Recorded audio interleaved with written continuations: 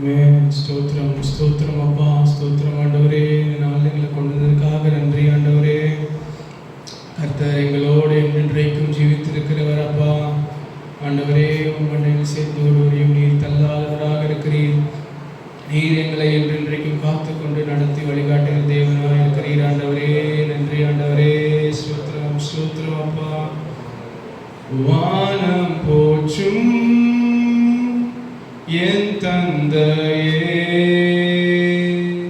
தூதர் போற்றும் துணையாளரே, உம்மகிமை உம்மாவியே வந்திறங்கும் இந்நேரமே. வானம் போற்றும் என் தந்தையே, தூதர் போற்றும் துணையாளரே, உம்மகிமை உம்மாவியே வந்திறங்கும் இந்நேரமே.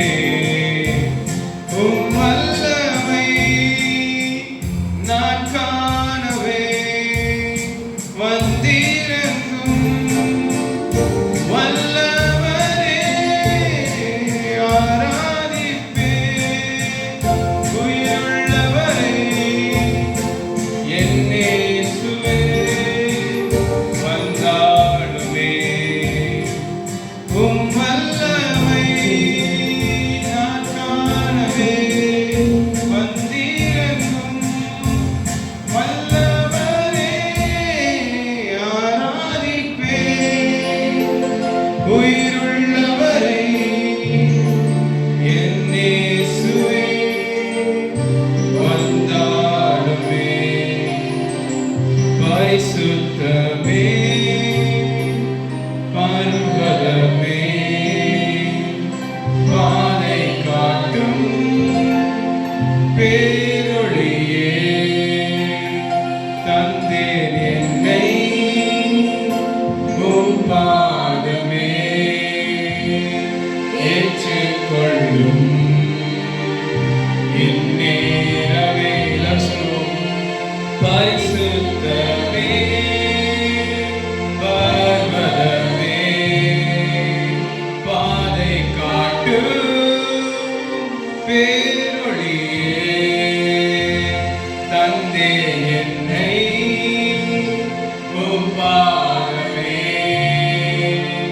ஏற்றுக்கொள்ளும் இந்நேரமே.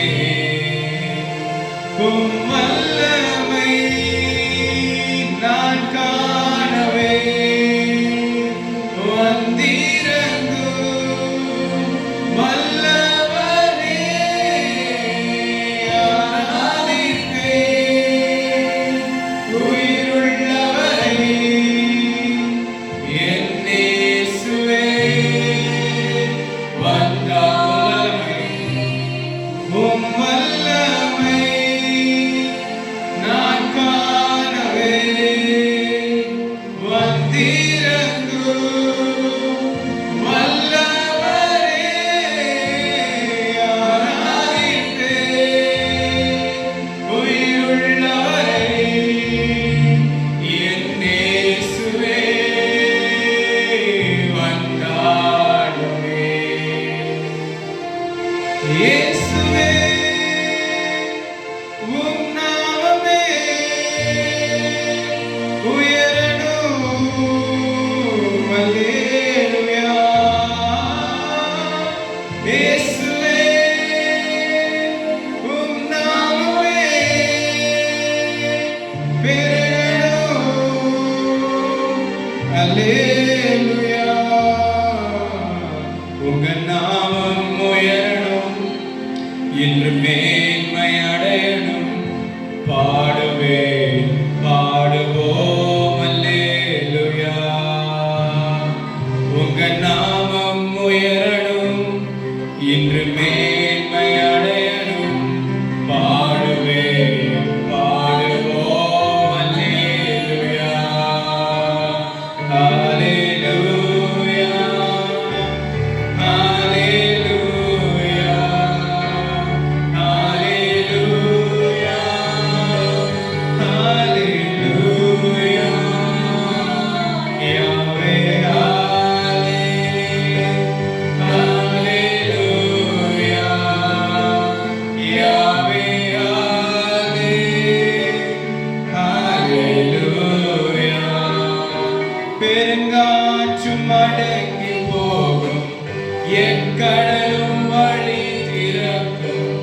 உங்கள் நாமம் உயர்த்தும் போது கண்மலையும் கரைந்து போகும், பெருங்காற்றும் அடங்கி போகும், எக்கடலும் வழி திறக்கும்.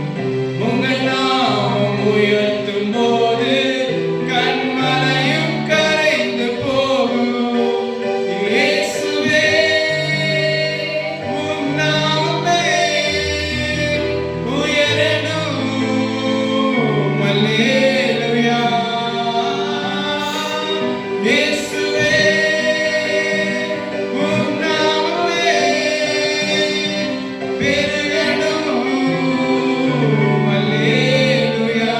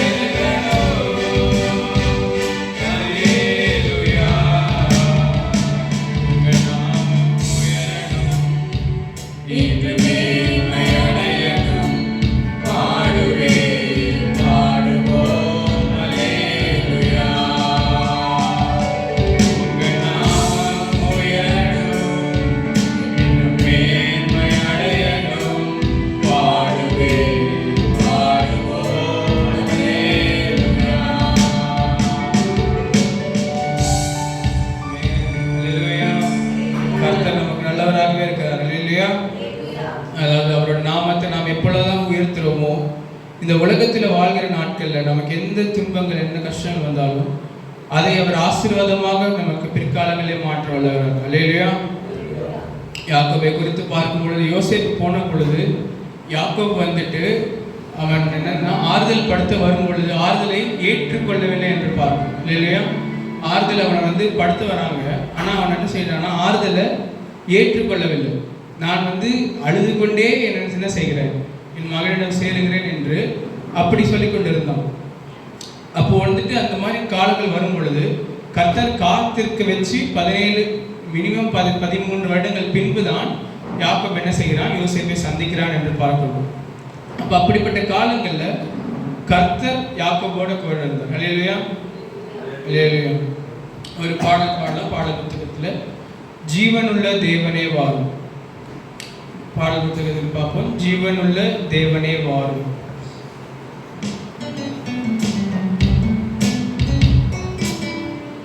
ஜீவனுள்ள தேவனே வாரும், ஜீவ பாதையிலே நடத்தும். ஜீவனுள்ள தேவனே வாரும், ஜீவ பாதையிலே நடத்தும். ஜீவ தண்ணீர் ஒரு ஊற்றிலே, ஜீவ பெற என்னை நடத்தும். ஜீவ தண்ணீர் ஒரு ஊற்றிலே,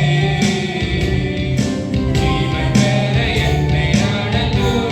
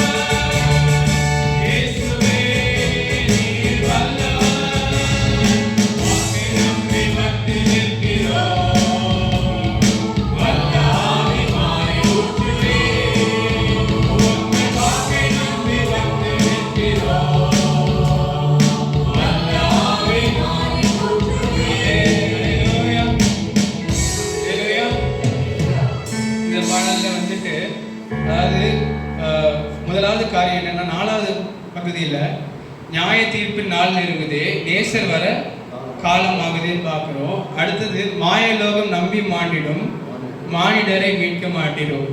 இதில் என்னன்னா, நம்ம தான் வந்துட்டு கிறிஸ்தவர்களாக இருக்கும் பொழுது, உலகத்தில் வாழும்பொழுது நம்ம தான் என்ன சொல்கிறோம், நியாய தீர்ப்பு வருது, இது கர்த்தர் வரப்போகிறாரு, கடைசி காலங்களாக இருக்குதுன்னு சொல்லிட்டு இருக்கோம். ஆனால் நம்மளும் இந்த உலகத்தில் தான் வாழ்ந்துட்டு இருக்கோம்.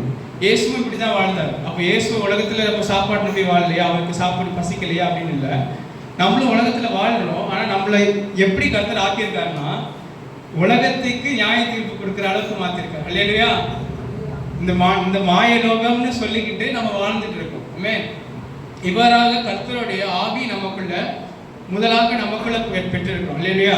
புதிய வானம் புதிய பூமி படைப்பதற்கு முன்பாகவே ஆவி நச்சாரத்தை கொடுத்து இந்த உலகத்துல வைத்திருக்கிறார். இந்த உலகத்துல வாழும் பொழுது அடுத்த புதிய புதிய சிருஷ்டி வரப்போகிறது என்று நாம் என்ன சொல்றோம்னா சாட்சி கொடுத்துக்கிட்டே இருக்கிறோம். அல்லேலூயா, அல்லேலூயா. இரண்டாவது, 5 கண்ட மக்களுக்காக 5 காயம் ஏற்ற நேசரே, நொந்துருகி வந்த மக்கள் நேசாவை வீச செய்குவீர். இதுல கஷ்டத்துல, அதாவது கிறிஸ்துவ நமக்கு எப்பயுமே வாழ்க்கையில சந்தோஷமும் இருக்கும் கஷ்டமும் இருக்கும். ஏன்னா அது எப்படின்னா, சந்தோஷம் எப்படி வருதுன்னா, ஒருத்தரோட சேரும் பொழுதும் ஒருத்தரோட பேசும் பொழுதும் ஐக்கியம் கொள்ளும்போது சந்தோஷம் வரும். அந்த பிரியும் பொழுது மறுபடியும் ஒரு சோகம் வருகிற காரணமா இருக்கும். கர்த்தருமே இப்படிதான். கர்த்தரும் எப்படின்னா, சில நேரத்தில் முகத்தை மறைக்கிறவராக இருக்கிறார் பார்க்கிறோம். அவர் பிரசனத்துல சில நேரத்தில் முகத்தை மறைக்கிறவராக இருக்கிறார். அந்த இமைப்பொழுது என் முகத்தை மறைத்தேன் என்று கர்த்தரே சொல்லுகிறார். அப்போ அந்த நேரத்துல கஷ்டத்துல இருக்கும் பொழுதும் என்ன செய்யறாருன்னா, அவருடைய ஆவியை தராரு. ஆனா அது மாத்திரம் நம்மளை எழுந்து உலகத்துல அடுத்த நாள் ஓடணும், அடுத்த காரியங்கள் செய்யறதுக்கு பலனை தருகிறதா இருக்காது. அதுக்கு அடுத்தது தான் பார்க்குறோம், வாக்குத்தத்தம் செய்த கர்த்தர்னு பார்க்கும் பொழுது வாக்குத்தத்தத்தை வைத்து தான் அடுத்த என்ன செய்ய முடியும், காரியத்தை செய்ய முடியும். ஒரு வீட்டில் ஒரு காரியம், வேலையில் ஒரு காரியம் செய்யற எதுக்கு செய்யணும்னா, அந்த வேலையை முடித்த பின்பு நமக்கு ஒரு பலன் இருக்கு அப்படின்ற ஒரு வாக்குத்தத்தம் தானே அது. வாக்குத்தத்தத்தை நம்பி தானே செய்யறோம். ஓகே, இந்த வேலையை முடிக்கிறோம், ஒரு பலன் கிடைக்கும், நம்ம கர்த்தரை பின்பற்றினா நமக்கு நித்திய ஜீவன் கிடைக்கும் அப்படின்றது. அப்போ அந்த வாக்குத்தத்தத்தை நம்பி வாழ்கிற வாழ்க்கையில, அப்போ அந்த வாக்குத்தத்தத்தை நம்ம நம்பி வரணும் இல்லையா? எப்போ அவருடைய வாக்குத்தத்தத்தை நம்பி நிற்கிறோம், அந்த இதுதான் போட்டு வாக்கை நம்பி நிற்கிறோம், உங்களுடைய வல்ல ஆவியை மாறி ஊற்றுவேன். இல்லையா? அதான் பவுல் கூட சொல்லுவோம் கலாத்தியர்ல, உங்களில் அற்புதங்களும் அடையாளங்களும் செய்கிற ஆவியானவர் உங்களுடைய நியாயப்பிரமாணத்துக்கு ஏற்ற கிரியைகளை பார்த்து செய்யல, நீங்க அவர் மேல விசுவாசம் வைத்ததுனால செய்யறாரு. இல்லையா? உங்கள் விசுவாசத்தை பார்த்து அவர் என்ன செய்யறாரு, உங்களுக்கு அற்புதங்களும் அடையாளம் செய்யறாரு. அதனாலதான் வல்ல ஆவி அப்புறம் தான் தராரு பார்க்கிறோம். அந்த 3வது இது பாடுவோம். வாக்கு தத்தம் செய்த கர்த்தரே,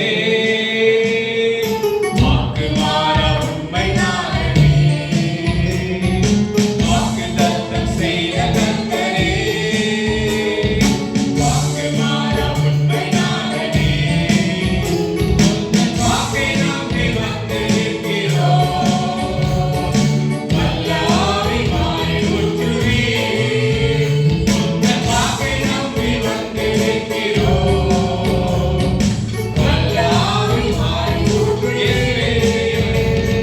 இயேசுவே நீர் பெரியவர், இயேசுவே நீர் பரிசுத்தர், இயேசுவே நீர் நல்லவர், இயேசுவே நீர் வல்லவர், வாக்கை நம்பி நிற்கிறோம், வல்ல ஆவி மாறி ஊற்றுவீர், வாக்கை நம்பி நிற்கிறோம், வல்ல ஆவி மாறி ஊற்றுவீர்.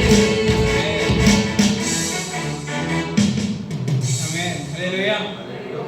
அதாவது இந்த வாக்கை நம்பி நிற்கிறது ஏன் ரொம்ப முக்கியம் அப்படின்னு பார்த்தீங்கன்னா, பழைய ஏற்பாட்டு காலங்களில் கர்த்தரை மறுதலிச்சு போயிட்டா யாருக்கும் தெரியாது. இல்லையா? ஏன்னா அவங்க இஸ்ரேல் ஜனமா இருப்பாங்க, அவங்களுக்குள்ள யாரு கர்த்தரை உண்மையாக சேவிக்கிறான்றது யாருக்கும் தெரியாது. ஆனா புதிய ஏற்பாட்டில் என்ன நடக்கும்னா, அந்த இஸ்ரேல் ஜனங்களுக்குள்ளேயே இயேசுன்னு ஒரு மனிதர் வராரு. ஓகே, அந்த மனிதருக்கு மேல விசுவாசம் வைங்கன்னு கேட்கிறாரு. ஓகே, அப்போ அந்த மனிதர் அவர் என்ன சொல்றாரு, என்னை பின்பற்ற சிலுவை எடுத்துக்கொண்டு வா, உனக்கு விட்டு எல்லாத்தையும் விட்டுட்டு வா அப்படின்னு கேட்கிறாரு. அப்போ அவர் பின்பற்றுறவங்க எப்படி இருப்பாங்கன்னு எல்லாருக்குமே தெரிஞ்சு. இயேசுவை பின்பற்றுறாங்கன்னா அவங்க எப்படி இருப்பாங்க அப்படின்னு அவங்க வந்து கும்பலோடு இருக்கிற இதுவாக இருக்காங்க, தனிப்பட்டதமாக கர்த்தரை செஞ்சோன்னா காட்டுவாங்க. அப்போ காட்டும் பொழுது அங்கே தான் வந்துட்டு சாட்சியாக இருப்பீங்க அப்படின்னு சொல்லிட்டு போவார். ஏன்னா அது வரைக்கும் அவ்வளோ ஒரு சாட்சின்றது தேவையில்லை. மோசே வந்துட்டு நியாயப்பிரமாணத்தையும் வேதத்தெல்லாம் வேதத்தை கொடுக்கும் பொழுது வானமும் பூமியும் சாட்சியாக இருக்குது அப்படின்ற ஒரு காரியத்தை சொல்லிட்டு போயிட்டார். நீங்கள் சாட்சிகள் அப்படின்னு சொல்ல மாட்டார், வானமும் பூமியும் சாட்சியாக இருக்கு, தண்ணீர் அப்படின்னு இருக்கும். ஆனால் இப்போ இயேசு என்ன சொல்றாருன்னா, இப்போ நீங்கள் என்னை பின்பற்றுறீங்க இல்லையா, இதுதான் ரொம்ப கடினமான காரியம். ஏன்னா எல்லாருமே வந்து கடவுள் நல்லவர் சொல்லுவாங்க, கடவுள் என்னை கைவிட மாட்டார் சொல்லுவாங்க, கடவுள் மேலே ஒரு விதமான நம்பிக்கை வச்சிருப்பாங்க. ஓகேங்களா? ஏன்னா பிறக்கிற எல்லாருமே கடவுளை குறித்து ஒரு அறிவை பெற்று பிறக்கிறாங்க, நம்பிக்கை வச்சிருப்பாங்க. ஆனால் அது கடினமான காரியம் அல்ல, ஏன்னா எல்லாருக்கும் ஒரு நம்பிக்கை இருக்கலாம். ஆனால் ஒரு மனிதர் உலகத்தில் வாழ்ந்த, நமக்கு சராசரியாக வாழ்ந்த ஒரு மனிதர் மேலே அந்த மனுஷனை வந்து முழுசாக நான் செத்தா கூட சாகுற அந்த மனுஷனுக்காக சாகுறேன்னு சொல்றது தான் பெரிய விஷயம் இல்லையா? அதுதான் ஆதி அப்போஸ்தலர்லாம் செஞ்சாங்க. அவங்க என்ன செஞ்சாங்கன்னா, மனுஷனுக்காக, ஒரு மனுஷனுக்காக அவங்க உயிரையும் விட்டாங்க. ஏன்னா நீ நினைக்கலாம், இப்போ அந்த மனுஷன் எப்போ வேணா மாறலாம். இப்போ ஒரு மனுஷன் நம்பிட்டே இருக்கும், அந்த மனுஷன் எப்போ வேணா மாறலாம், அவனுக்கு இருக்க காலங்கள் போயிட்டே இருக்கும். அப்போ வந்து அந்த ஒரு மனிதனுக்காக இல்லை, இப்போ நாங்கள் உயிரோட பார்த்தோம், காட்சி அளித்தார், அவ்வளோதான். அதுக்கப்புறம் நேரமும் வந்துட்டு நான் இருக்கிறேன்னு சொல்லலை, காட்சி அளித்துட்டு நீங்கள் என்னை டிஃபெண்ட் பண்ணுங்கன்னு போயிட்டார். நீங்கள் எனக்காக சாட்சி சொல்லுங்கள், நீங்கள் எனக்காக சொல்லுங்கள், நான் வரமாட்டேன், ஆனால் நான் இருக்கேன், நீங்கள் சொல்லுங்கள் அப்படின்னு சொல்லிட்டு போயிட்டார். அப்போது அதுக்காக, அந்த வார்த்தைக்காக அவங்க நின்னாங்க இல்லையா? அங்கே தான் அவங்களுடைய வாக்கு தத்துவத்தில் அவங்க எவ்வளோ நம்பிக்கையாக இருக்கிறாங்கன்னு பார்க்கணும். பிதா வீட்டில் அநேக வாசஸ்தலங்கள் உண்டு, நான் உங்களுக்காக போய் ஒரு ஸ்தலத்தை ரெடி பண்ணுறேன்னு சொல்லிட்டு போனாங்க. அப்போ அதை ஒரு வார்த்தையை நம்பி அவர் என்ன செஞ்சாங்கன்னா நம்பிக்கையாக இருக்கும் இல்லையா? இந்த பாடல் பாடுவோம், தகப்பனே நல்ல தகப்பனே தயவால் நடத்திடுவேன். இது ஒரு புது பாடல், நல்ல பாடல் பாடுவோம். தகப்பனே நல்ல தகப்பனே உம் தயவால் நடத்திடுமே. தகப்பனே நல்ல தகப்பனே உன் கரத்தை பிடித்திடுமே. தகப்பனே நல்ல தகப்பனே உம் தயவால் நடத்திடுமே. தகப்பனே நல்ல தகப்பனே என் கரத்தை பிடித்திடுமே. என் நல்ல தகப்பனே நேசம் நீரே, கைவிடாதவரே, என் பாச தகப்பனே வாழ்க்கை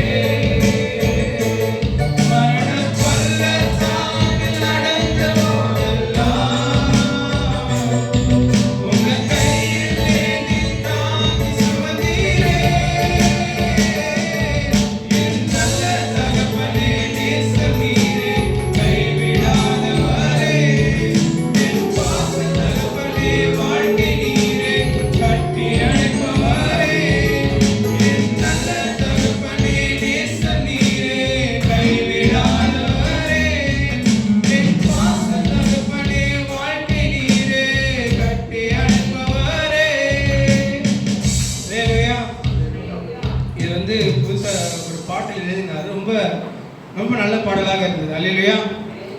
அதாவது கர்த்தர் நம்ம தகப்பனை போல நம்ம தினந்தோறும் என்ன செய்கிறாரு, நடத்தி கொண்டாரு. அல்லேலூயா. ஒரு தகப்பன் இருக்க வரைக்கும் அந்த பிள்ளைக்கு என்ன தெரியாதுன்னா, உலகத்தோட கஷ்டமும் தெரியாது, உலகத்தில் என்ன போராட்டம் இருக்க தெரியாது. அதாவது யாக்கோபு யோசேப்பிடம் சொல்றது என்னன்னா, நான் அமோரியர் கையிலேருந்து என்னோட வில்லின் பலத்தினால சம்பாதித்தது அப்படின்வாரு. ஏன்னா அவன் பிள்ளைங்களுக்கு தெரியாது எப்படி அவங்க தகப்பன் கஷ்டப்பட்டு செய்தார் என்றது தெரியாம இருக்கும் பொழுது அதை யாக்கோபு சொல்றாருன்னு பார்க்கிறோம்.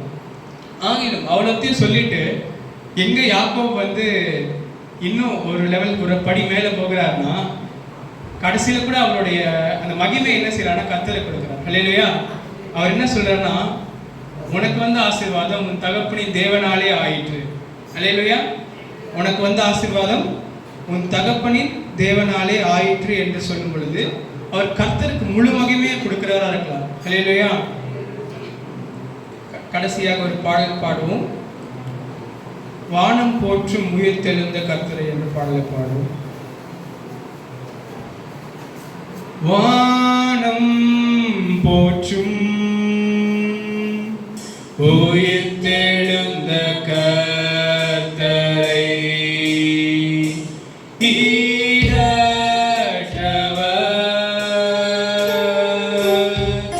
அழகில் மேன்மையுள்ளவர்.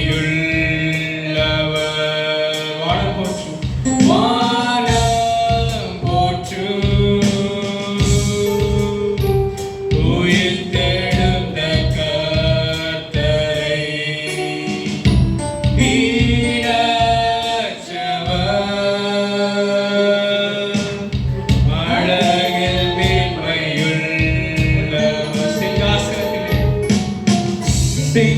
சிங்காசனத்திலே சிங்காசனத்திலே வீச்சாளும் ராஜனே வீச்சாளும் ராஜனே வணங்கி போற்றியே உம்மை ஆராதிப்பேன். சிங்காசனத்திலே சிங்காசனத்திலே சிங்காசனத்திலே வீச்சாளும் ராஜனே வீச்சாளும் ராஜனே வணங்கி போற்றியே உம்மை ஆராதிப்பேன். நான் பாடுவேன்